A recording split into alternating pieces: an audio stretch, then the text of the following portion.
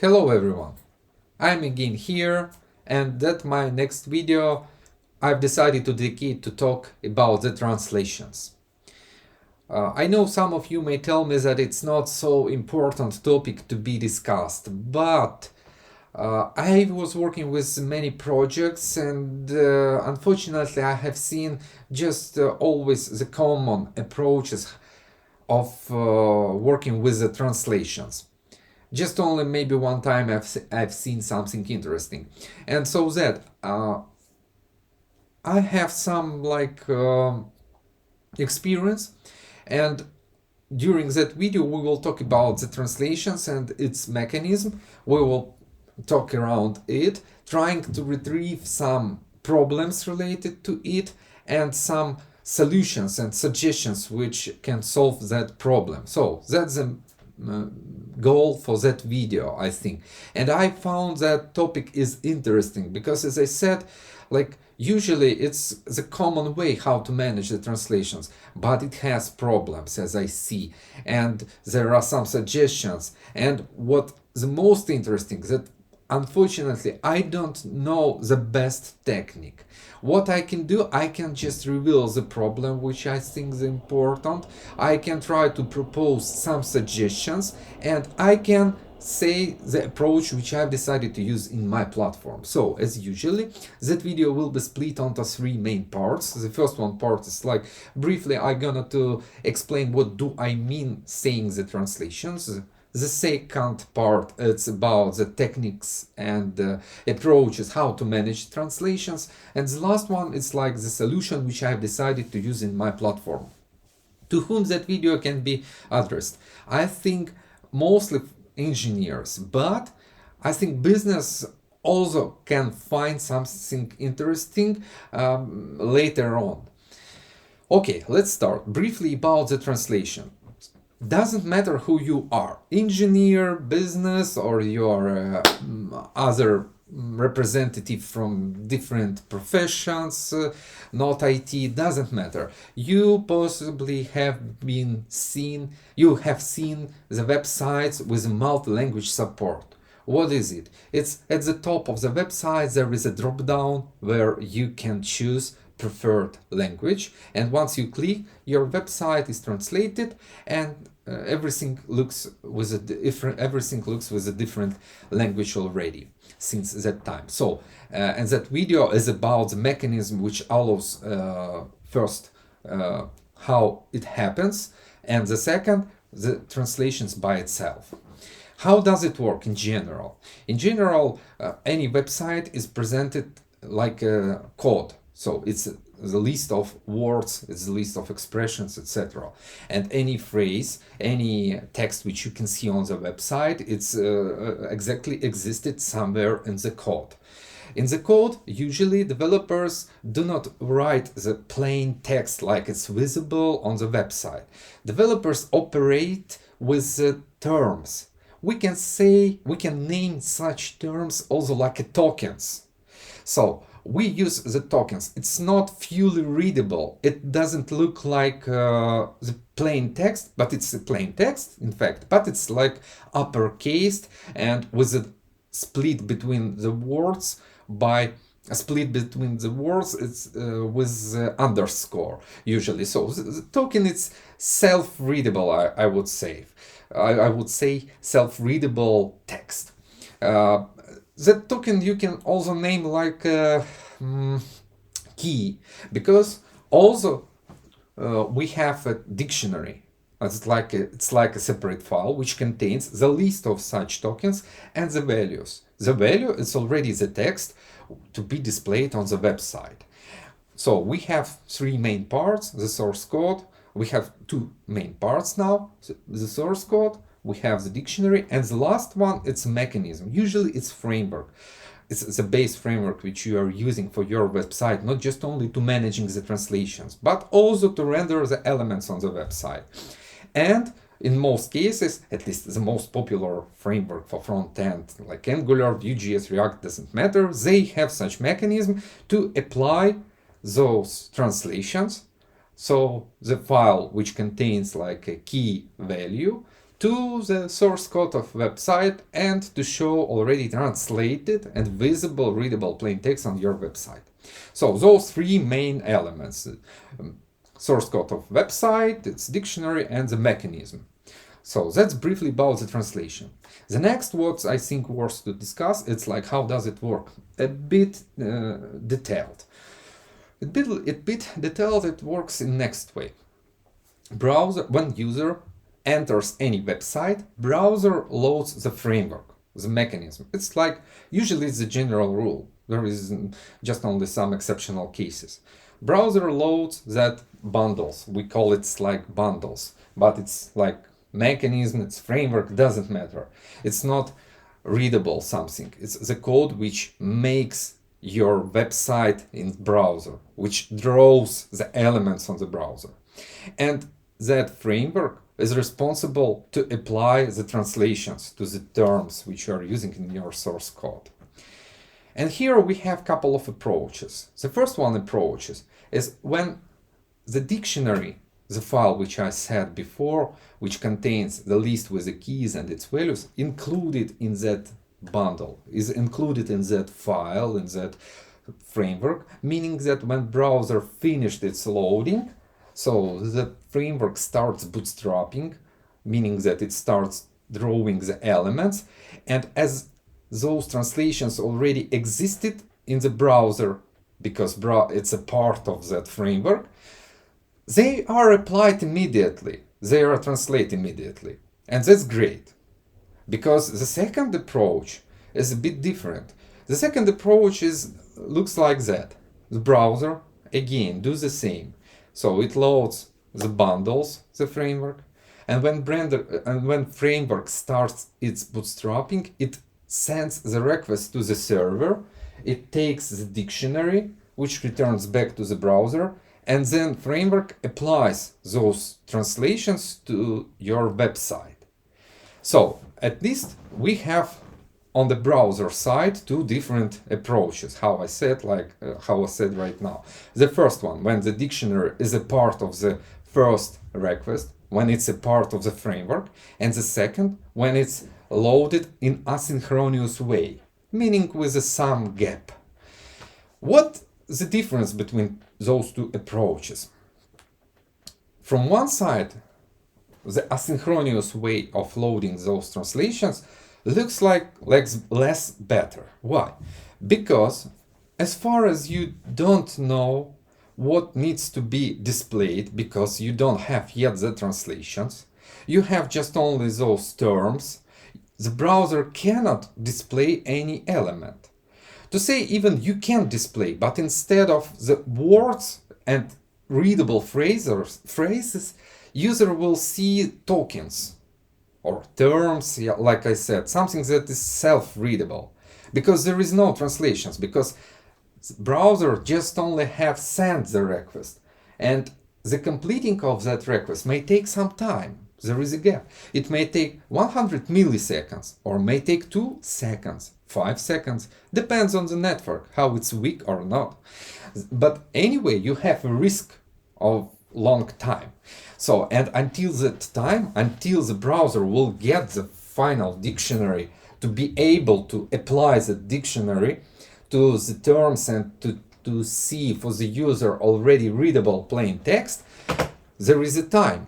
And you don't know how long user should wait.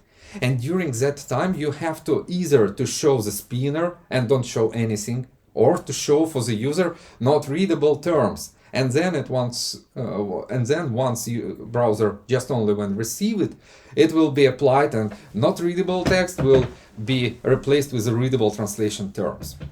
That's why I think the asynchronous loading of the translation file, which I've seen in many projects, not so good way to manage translations. So we can return back to the technique which supposed the dictionary to be included as a part of the framework, and when the when the browser is finished loading the framework, he doesn't need already send the request to get the translations because they are already existed and they are immediately applied to website. Looks like it's better, yeah, but it has also some negative sides. The first problem which I see, it's like, okay, you have included the dictionary, but the whole dictionary file, it may be heavy. For example, in some projects I have been working with, such file placed 50 kilobytes. You know, in 2010, in 2011, we was fighting for every kilobyte to make less the size of the bundles, and 50 kilobytes, it sounds too too huge, but it's already a part of your bundle, and you even may miss that fact that it's a part of your bundle, yeah. But it's loaded to your website, increasing the time of the first request. So that's the problem. Also, usually that file may have like your project. It's not just only one page project. Usually, it may consist many pages, 10 pages, I don't know. And but translation file, in many cases, it's just only one file which has the translation for the whole website, for all the pages. So the question, why do I need to include inside the bundle the translations for the pages which user doesn't enter right now? He enters just only the one page among those 10, and the translations for just only that one page is needed, and it may take in fact just only 1 or 2 kilobytes of the information which needs to be sent to the browser, not 50 kilobytes. So looks like the rest 40 kilobytes, it's useless it's useless code. So again, it looks like we have a problem with it. Also, the next, yeah, I know you may tell me that there is a cache control which you can apply, etc., etc. I agree with you, but we miss that because anyway, it's important for the first time user. First time user, it's a user who first time visits your website. The next visiting, it's okay, I agree with you, you can apply cache control, etc., etc., but first time user, and as it's the first user, it's very important. That's why we will miss to talk about it. And let's jump to talk about that file. I think it's also important. Like I said, in many cases, the dictionary is presented like a one file. At least I have seen like that. I'm not sure that it's in the rest of the projects which you have that's the same, but I'm talking about my experience. One file. And what's the problem with that one file? Yes, as I said, it has the translation for the whole website, and it brings complexity because you have either to load asynchronously or include in the bundle, but all the translations, which may have right now at the moment of time useless text, which don't need for the user right now. But also the other problem related to the biggest file, such big file, it's to clean up. I will explain. You know, project by itself, any project, it's not like a constant. It's not something frozen. It's constantly changing source code. A new feature is added. Some features are removed, etc. So everything is happening with it. Everything and constantly is happening with it. And that's why when you add new feature, developers what usually do? They open that that JSON file, dictionary file, and add new translations, so that it in some time it becomes bigger and bigger, longer and longer. The next, when something is removed, and here is the most interesting issue, when it's removed, that means that some components should be removed. modern architecture of the front-end applications usually presented like a component-based architecture, meaning that some elements of your website, it's like a separate components, separate bunch of small files which are responsible for that particular element, and even they placed together in a separate particular folder. And so many components you have on your website, so many folders you have. And that means if you want to remove, let's say, any component, any form, any button, sometimes it's enough just simply to delete that folder. And that's it. But if you have just only one file with the translations, not always developers remember to delete not just only the folder with the component, but also to remove the translations from that file. So that happening usually, the file is just only increasing, and it may contain 10% of the terms which are again not used, which are useless. And as old your project becomes, so that rate is becoming large and large, from 10 to 15, etc., etc. Also, the problem when you are removing any component, you can, because it's also often case, developers can think about that he or she should remove that term from the dictionary. He remember about it, but he start looking, he can remove, but it may happen that that term is used in some other places. And in the application there are some repeatable words. For example, the word, I don't know, name, from, to, which we are using in data pickers or somewhere else. So such terms are repeatable, and developers may remove such term, but it's used in your application in the different components.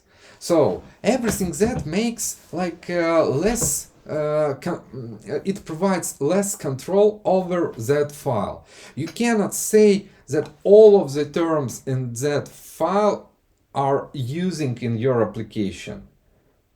It's possibly some terms which are not used and just place useless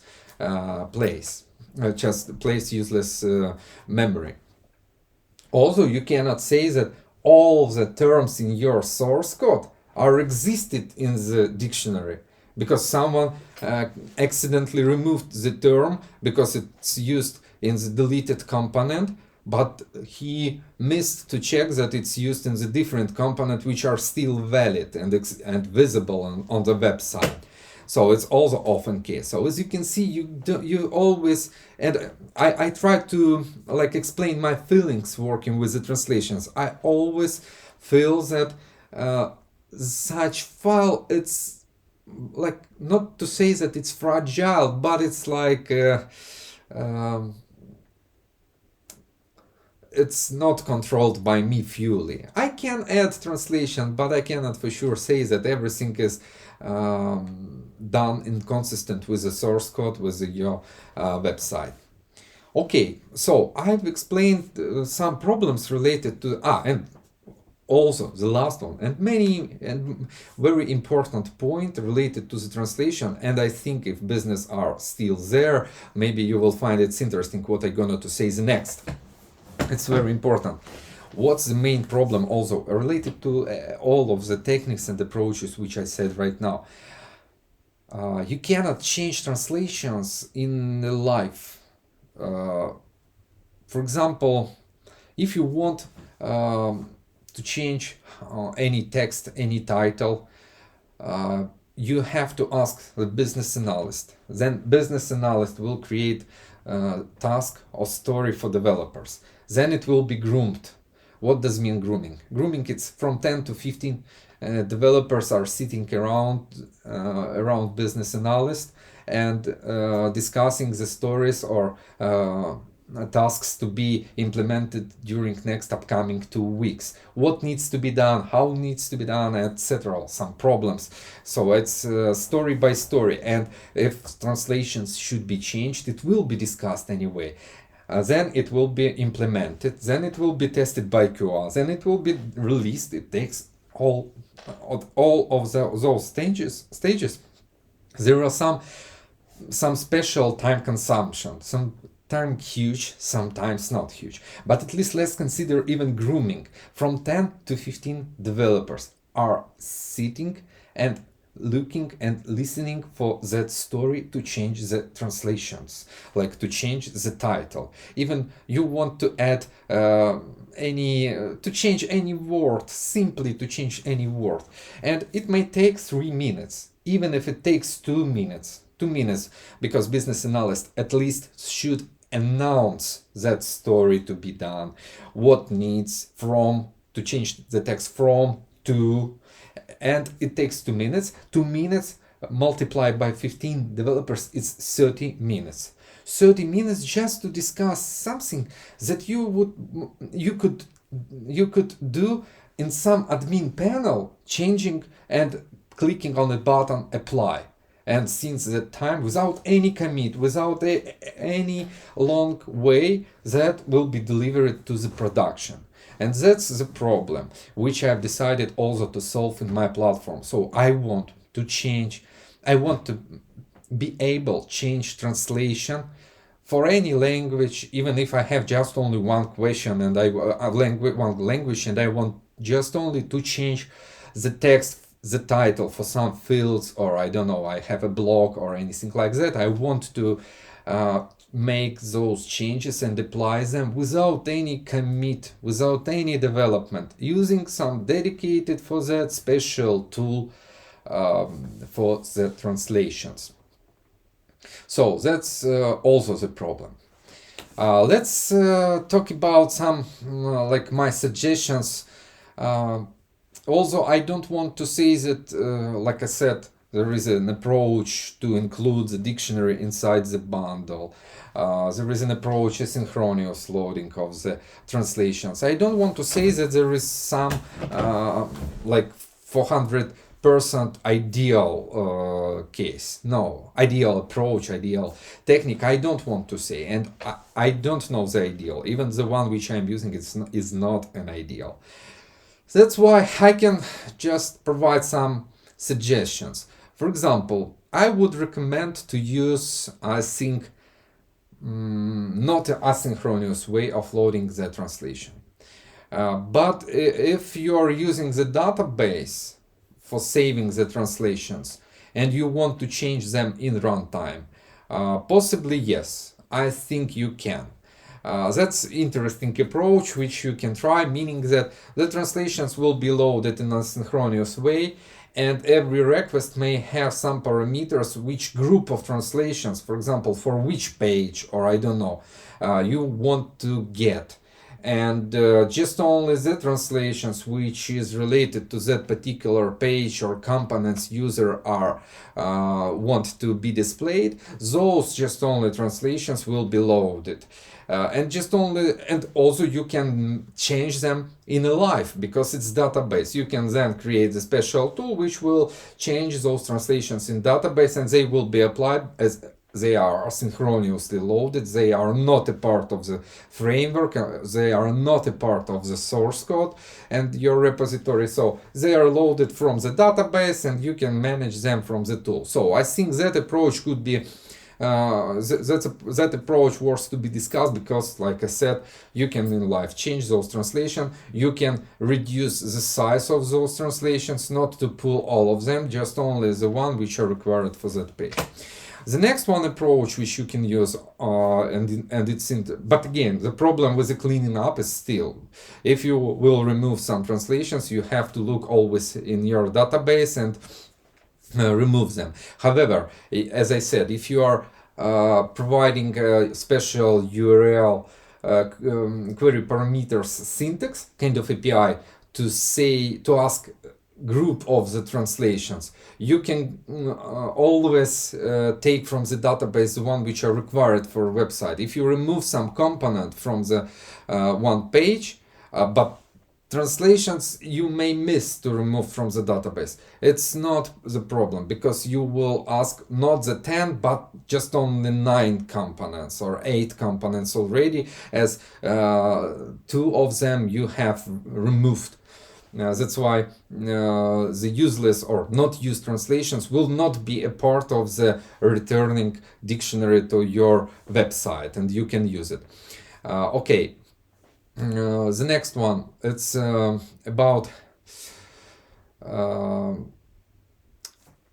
and now I'm gonna to explain my approach, which I've decided. And the last one suggestion, I think, before I will explain my approach, the last suggestion, if you don't want to create a database, if you don't want to load asynchronously, because like it's a gap still, yeah, you want to make it a part of your library. It's possible also to improve. How is exactly? As I said, there is a one file with a translation which you want to include inside the bundle. Okay, split that file onto small files.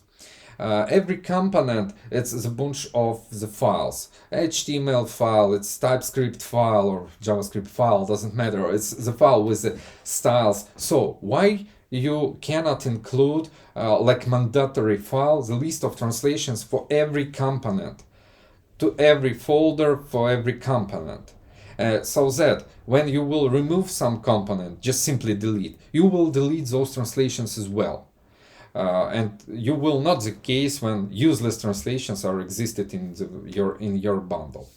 Also, creating any new component, you will create like a mandatory stage. You will create the new file which will contain the translations for that particular component. Also, you can try to implement the mechanism of reusing the existed terms, like if it's word okay, so you can just reuse the term which has existed somewhere globally. So you can think about that mechanism. The benefit, as I said, there is no useless translations, and those translations will be included in your bundle. And even more, as far as you using the lazy loaded approach, that means that your application, if it has 10 pages, your application is split onto 10 bundles, every bundle for every page. And if the bundle contains by default only the components which are needed to that particular page be displayed. If it contains 20 components, just only 20 components will be a part of that bundle and will be loaded. And if you have translations as a part of every component, just only the translations for those only 20 components will be included in the bundle. That makes again benefit to use the split of the file onto small files related to binded to component, because you will not load the useless translations which user don't need to see, doesn't need to see. The negative side of that approach, again, even if you will do the split, the problem is to add new language. Because you cannot, like with the one file, to add new language, you just need to open that file, and you can see all the translations and all the terms. And you can send those terms and English or default translations to translator, ask him to translate, he will do, return back, and then you will add the new JSON file for the separate language, or you will, if you're using in general one file for all of the languages, so you can just add. But you know all the terms which you need to be translated. If you split your component, if you split your file onto small files, it's less easy, because you need to go over all of those files over all of the components, look inside, open that file, and take those translations, those terms, and then create that one file and send to translator. So, but again, it's possible to solve. It's not something that not like a blocker. You can create a script which will goes over all of folders and compile and recreate that one file. And once you will receive the translations, that script may do like a backward operation, meaning it back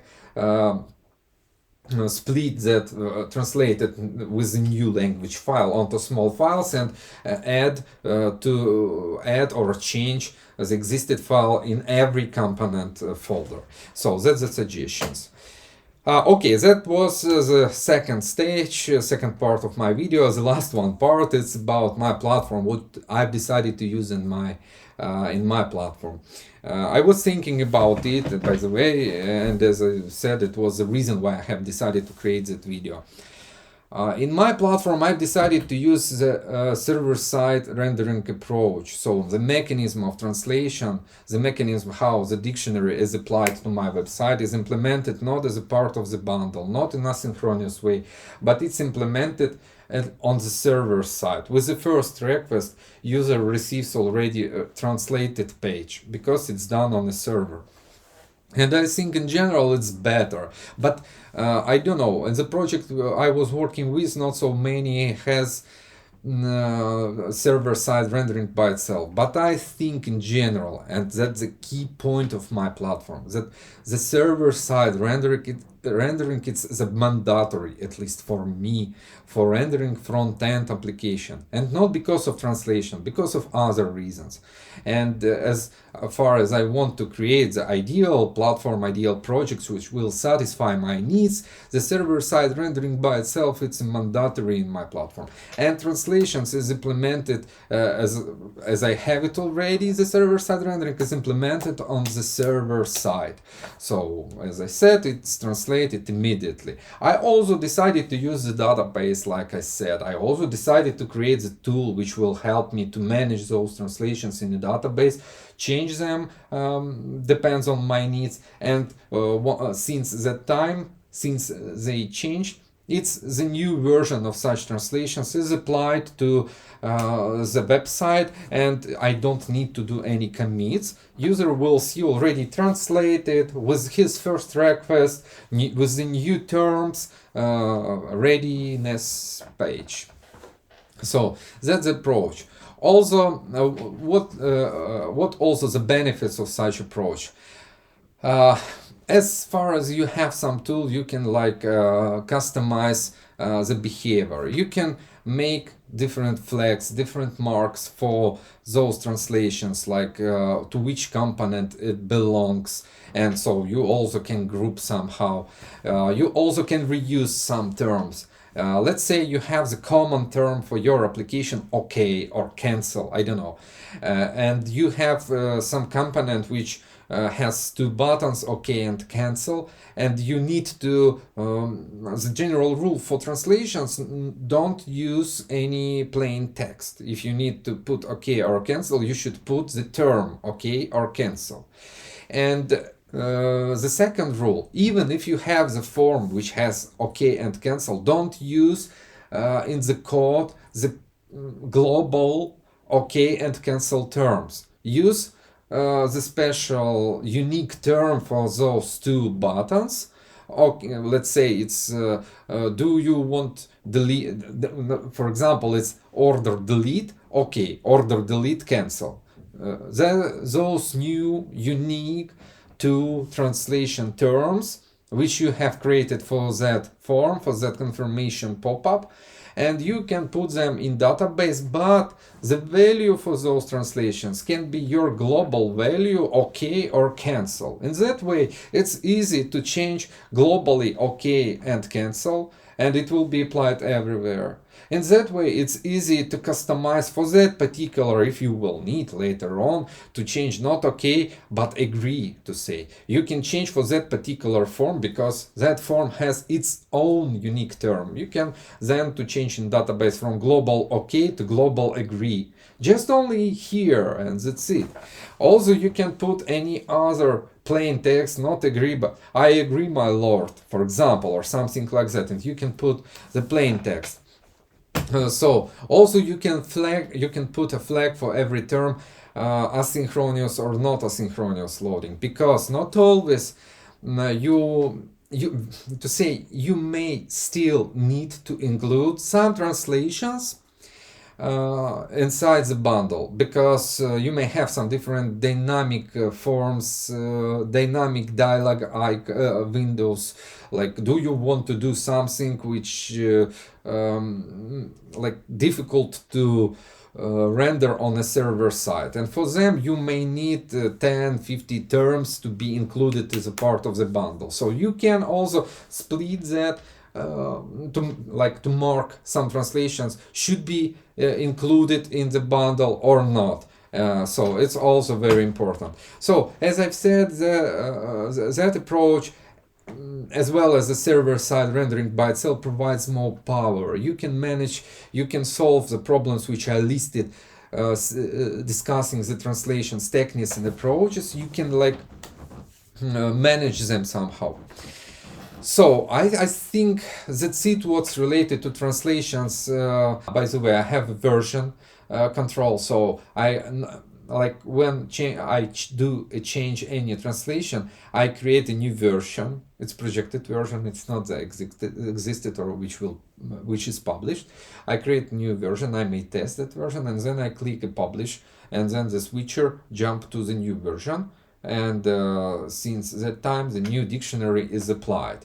If something is going wrong, you can return back to the previous one. Because changing of translations, it's also the problem.